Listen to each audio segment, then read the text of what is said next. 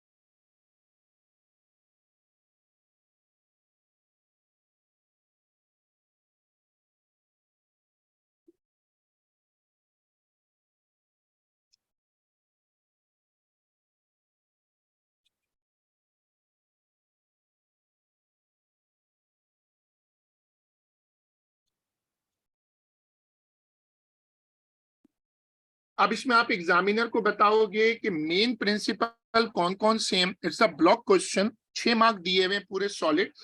मैंने जो हैंडआउट आपको भेजा है इसमें जो हमारे कोर्स में हट गए वो हटाए हुए हैं, यानी प्रॉपर उसमें बहुत सारे क्वेश्चंस हैं, आप उसके अकॉर्डिंगली उसको चला सकते हैं।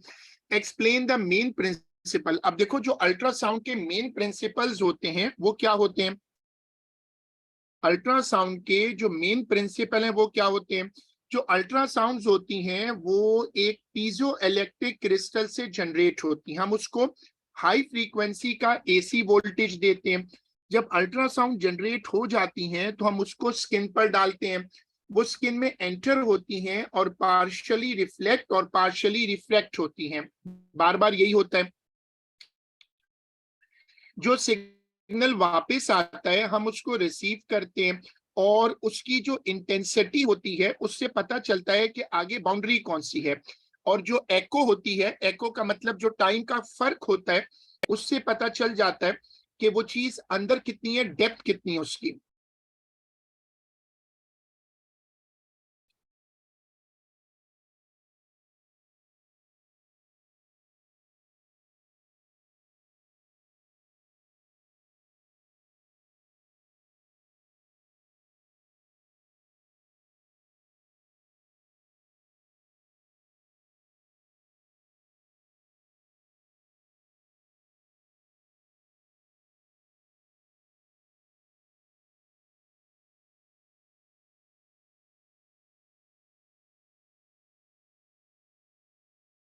ठीक है, आपने ये फीचर रिवाइज कर लिए। ये हमेशा मार्किंग स्कीम से रिलेटेड होते हैं और अगर तुम इस चैप्टर की कुछ मार्किंग स्कीम्स देख लोगे तो तुम इसको बहुत अच्छा परफॉर्म कर सकते हो।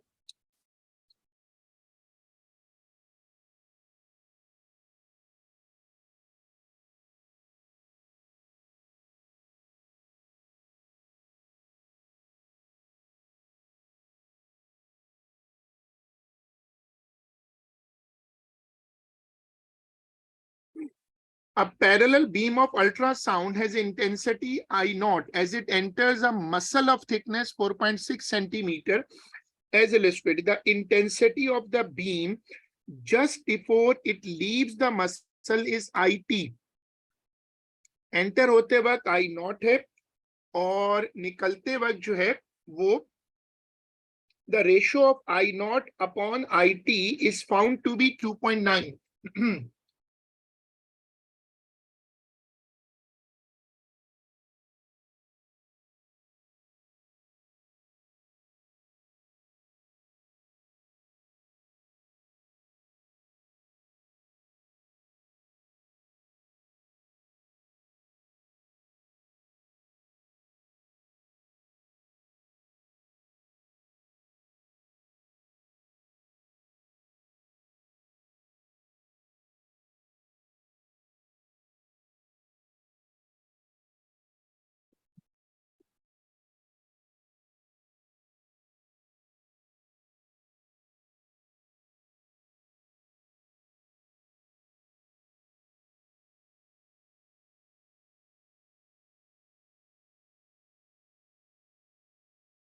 Calculate the linear attenuation absorption coefficient mu of the ultrasound in the layer of the muscle.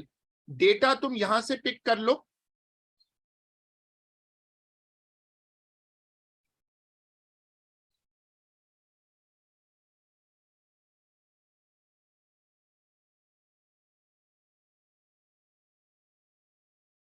Formula क्या होता है? I is equal to I naught e power minus mu x, ये x है. और हमें I और I नॉट का ratio जो है वो शायद दिया हुआ है, वो चेक कर लो.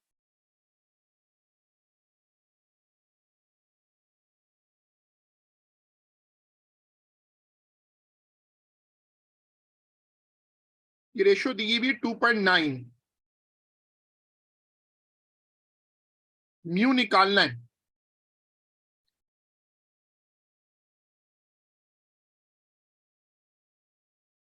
अब दोनों तरफ ln ले लो, लॉग, तो ई हट जाएगा.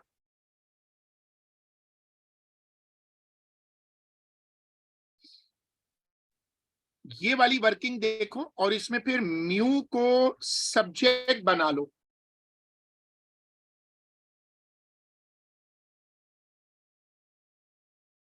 अच्छा, आंसर सेंटीमीटर में ही लाना है. ओहो, अच्छा, इसमें एक मसला आ रहा है. आंसर जो है ना वो सेंटीमीटर ही में निकालना है, तो इसको फिर सेंटीमीटर में ही रहने दो, कन्वर्ट नहीं करते फिर. चलो अब इसको सॉल्व करो.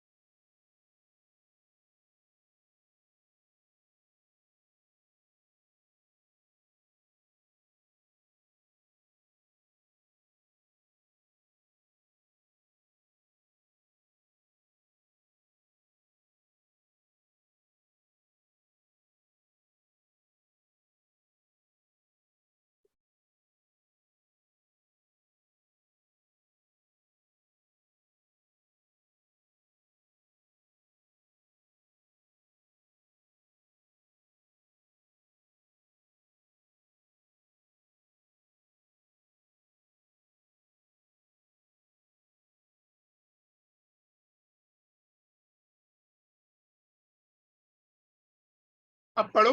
In computed tomography, CT scanning, it is necessary to take a series of many X-ray images. Outline briefly the principles of CT scanning.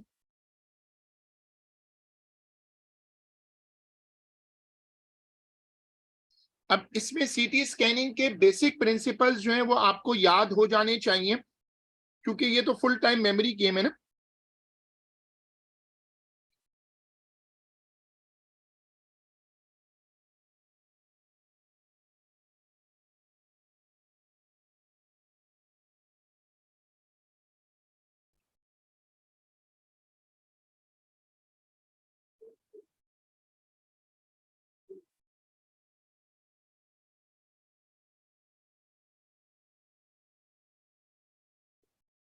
जो सीटी स्कैन होता है वो असल में एक्सरे इमेजिंग का एक मॉडिफाइड वर्जन होता है. एक्सरे में सिंगल इमेज होता है, इसमें बहुत सारे इमेज होते हैं. हम पेशेंट को एक मूवेबल स्ट्रेचर पे रखते हैं और वो आहिस्ता आहिस्ता स्लाइड इन होता है. मैंने आज भी उसकी एनिमेशन शेयर की थी और उससे बेहतर समझ आता है कि वो क्या हो रहा है, कि वो जो इमेज है वो उसके चारों तरफ वो जो एक्सरे का जो ट्रांसमीटर है वो घूमता है और मल्टीपल इमेजेस बनते हैं. जो मल्टीपल इमेजेस बनते जाते हैं वो उनको मेमोरी में स्टोर करता जाता है. एक स्लाइस के बहुत सारे इमेजेस मिलकर स्लाइस को जोड़ लेते हैं, स्लाइस जुड़ जाता है. अब जब स्लाइस एक ऑर्डर में जुड़ जाएगा तो फिर हम दूसरे स्लाइस का इमेज लेंगे, इस तरह बहुत सारे स्लाइसेस बनेंगे। उन स्लाइसेस को अगर आप जोड़ेंगे तो उससे बन जाएगा 3D इमेज।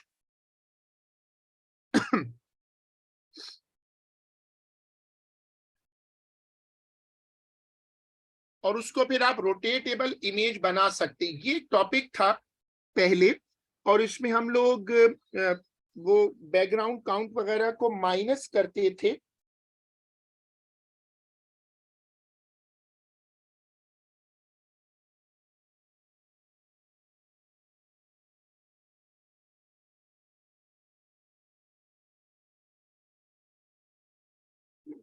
चलो अब ये वाला क्वेश्चन देखते हैं। अब की बार वो पूछ रहा है, explain the principles behind the generation of ultrasound waves for diagnosis in medicine। अब की बार कह रहा है अल्ट्रासाउंड जनरेट कैसे होती है।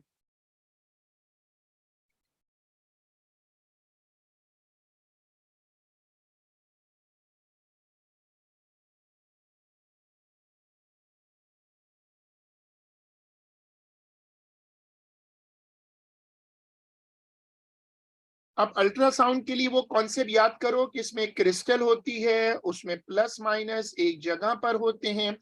हम इस क्रिस्टल को बाहर से वोल्टेज देते हैं एसी।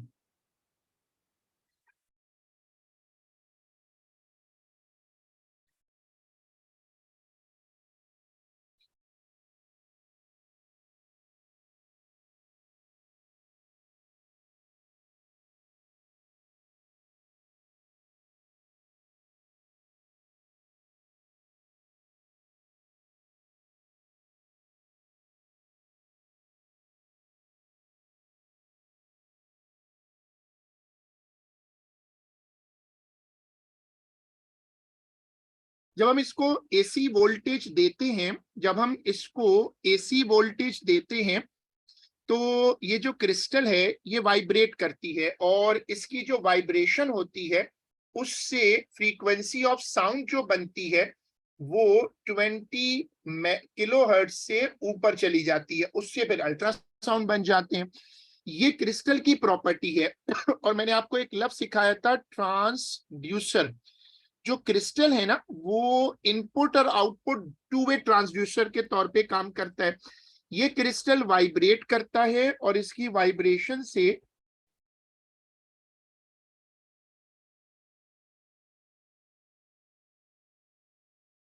ये क्रिस्टल वाइब्रेट करता है और इसकी वाइब्रेशन से क्या होता है, इसकी जो वाइब्रेशन है उससे फिर अल्ट्रासाउंड बनती है।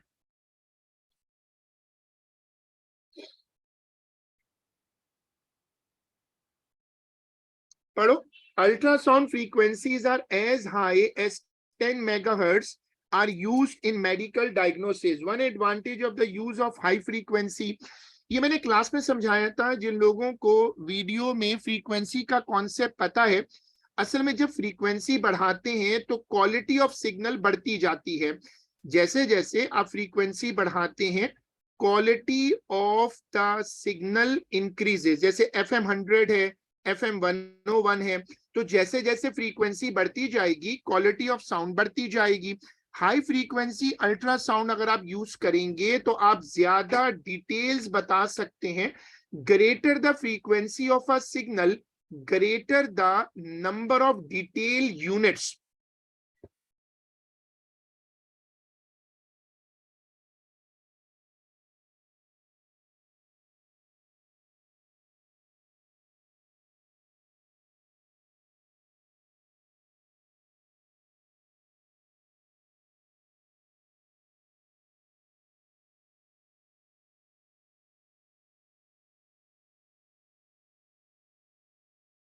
इस वाले सेक्शन में मैंने सारी मार्किंग स्कीम्स एक साथ लगाई हुई हैं, और अगर आप इसमें नए क्वेश्चंस में आओगे, जैसे आप यहाँ आओगे ना, तो ये 2018 के बाद क्वेश्चन है। यहाँ जो क्वेश्चंस हैं ये मैंने एक अलग अलग सेक्शन बना दिए ताकि हर कोई अपने हिसाब से कर सकता है। ज़ाहिर सब लोग तो इतने पुराने क्वेश्चंस नहीं करेंगे, लेकिन 2012 से जरूर करने चाहिए। ये सवाल है 2018 का। Piezoelectric transducers are used for the generation of ultrasonic waves. State one other use apart from in ultrasound of piezoelectric transducer. Piezoelectric transducer जो है वो मैंने आपको क्लास में बताया था कि असल में प्रेशर सेंसर होते हैं. They are actually pressure sensors. तो जैसे कन्वेंशनल माइक्रोफोन्स जो होते हैं ना, उसमें अब ये अभी भी इस्तेमाल होते हैं.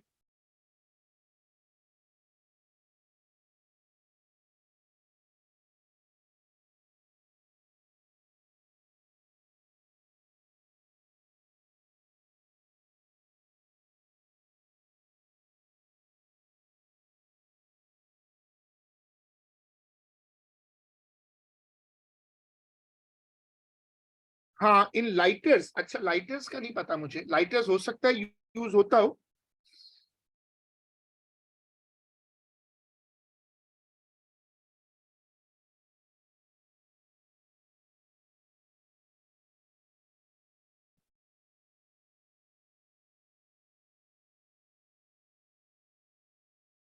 Explain the main principles behind the use of ultrasound. जो आज हमने क्लास के शुरू में डिस्कस किया था कि अल्ट्रासाउंड वेव्स का डायग्नोस्टिक इंफॉर्मेशन क्या होती है. वहां भी वो 6 नंबर का क्वेश्चन था, यहाँ भी 6 मार्क का आया हुआ है. तो अल्ट्रासाउंड इमेजिंग में लिखते क्या है, आपको याद रखना होगा कि अल्ट्रासाउंड पीजोइलेक्ट्रिक क्रिस्टल से बनती हैं.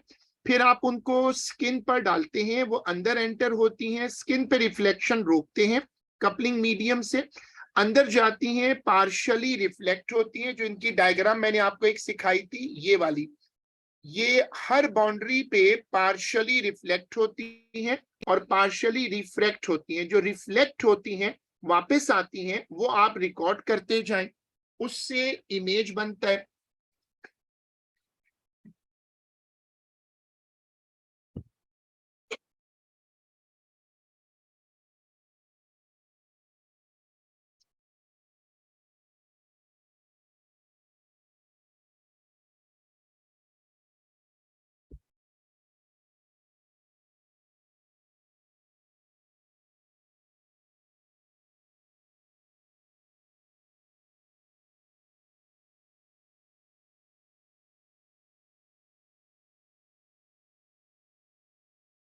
उससे इमेज बनता है और वो इमेज फिर आप, उसमें दो चीजें होती हैं. एक होता है एको.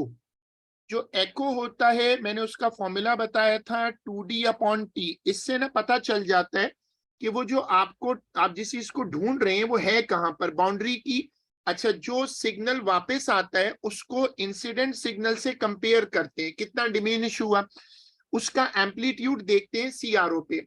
उससे पता चल जाता है कि आगे जो ऑब्जेक्ट है वो क्या चीज है, उसकी हमें अंदाजा हो जाता है कि वहां पर है क्या. An X-ray beam is used to produce an image of a model of a thumb. A parallel beam of X-ray radiation of intensity I naught is incident on the model as illustrated. Data for the attenuation, absorption coefficient in bone and in soft tissues are shown.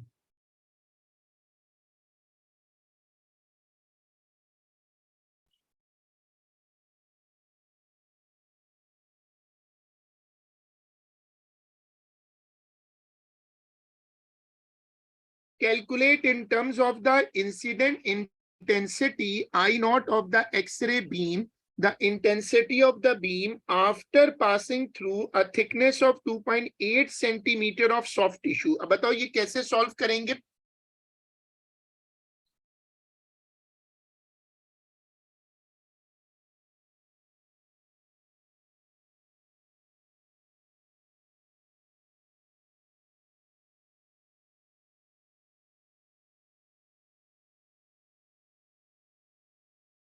Formula तो ये है. अब इसमें मसला ये है कि after passing through the thickness of 2.8 centimeter of soft tissue का नंबर दिया हुआ है मुझे.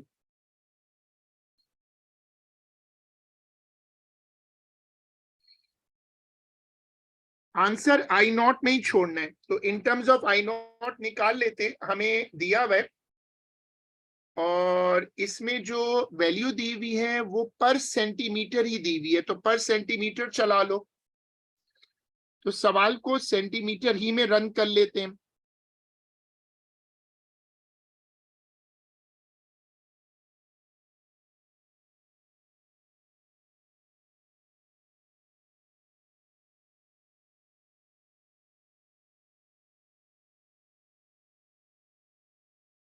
अब इसकी वैल्यू निकालो।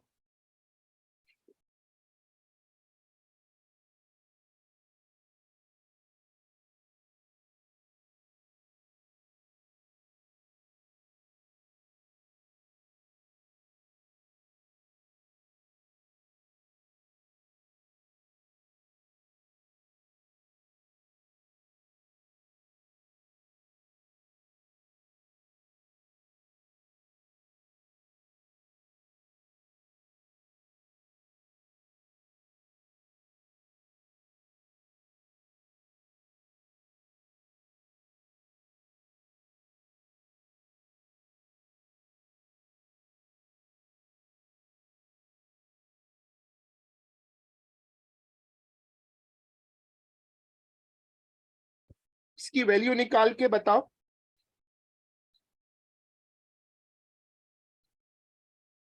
ठीक है, 0.080।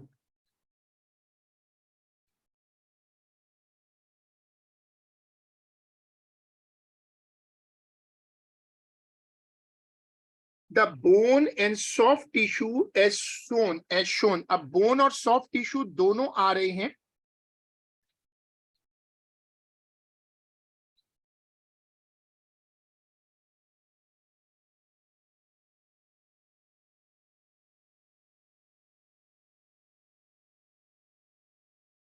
तो जैसे हम लोग प्रोबेबिलिटी में सॉल्व करते हैं, इसमें आपको वैसे करना पड़ेगा, क्योंकि इसमें जो एक्सपोनेंशियल वैल्यू है वो 2 मर्तबा यूज हो रही है।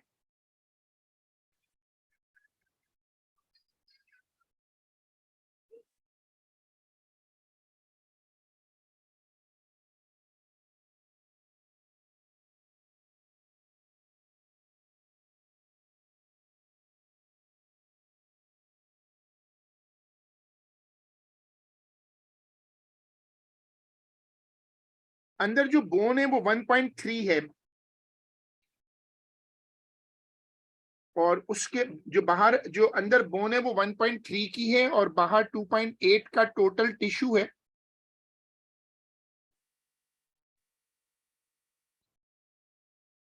-2.8 ये हो गया 1.5। तो जो वो है ना सॉफ्ट टिश्यू की जो लेंथ है, जो सॉफ्ट टिश्यू की जो थिकनेस है वो आ रही है 1.5। तो इसमें सवाल को जब आप सॉल्व करें तो जैसे प्रोबेबिलिटी में करते हैं, तो इसका ऐसे आएगा यूं,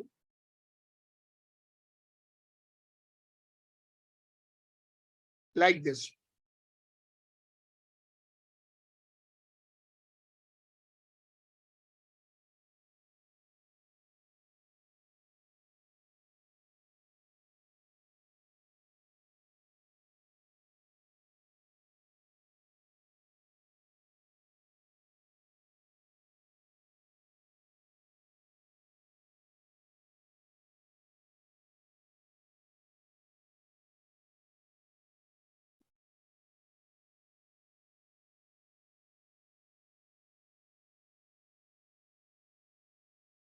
फिर ये इनकी पावर्स पावर मल्टीप्लाई हो जाएगी।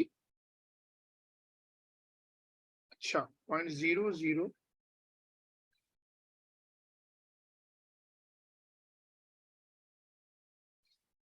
State what is meant by the contrast of an x ray image. Contrast का मतलब होता है जो बुकलेट में नोट्स में लिखा हुआ कॉन्सेप्ट, वैसे कंट्रास्ट का मतलब आप लोगों को पता है, जो दो पोजीशंस होती हैं, दो कलर्स में कितना फर्क है। यहाँ कंट्रास्ट का मतलब होता है डिग्री ऑफ ब्लैकनिंग। जितना सराउंडिंग से वो डार्क होगा उतना कंट्रास्ट ज्यादा होगा। By reference to your answers in a, suggest whether the x ray image of the model has good contrast. ये वाले पार्ट थोड़े ट्रिकी होते हैं। लेकिन आप इंटेंसिटी को कंपेयर करें तो इंटेंसिटी दोनों में ना 0.0052, तो इंटेंसिटी में बहुत फर्क आया। अगर दो कलर्स में बहुत ज्यादा फर्क हो इंटेंसिटी का तो कंट्रास्ट अच्छा होता है। जैसे आप ब्लैक के साथ व्हाइट लिखते, व्हाइट बोर्ड पे ब्लैक से लिखते हैं ना, तो कंट्रास्ट हाई होता है। इसी तरह यहाँ पर आप देख सकते हो कि ये अच्छा खासा फर्क है आई और आई नॉट में, क्योंकि 0.0052 है। तो आप एग्जामिनर को बताओगे कि चूंकि इंटेंसिटीज में बहुत फर्क है, ये नंबर बता रहे हैं 0.0052 is a large difference, so it means contrast is good. चले, ये हमने कुछ क्वेश्चंस कर लिए एक्सरे पर, सीटी पर, अल्ट्रासाउंड पे। पेट के ऊपर मैंने क्वेश्चन, जो मेरी पिछली क्लास थी मैंने उसमें पेट पे क्वेश्चन करवाए थे, तो हम इसको फिर आज के काम को यहीं तक रोक लेते हैं, इसको फिर इंशाल्लाह अगली क्लास में करेंगे। अल्लाह हाफिज।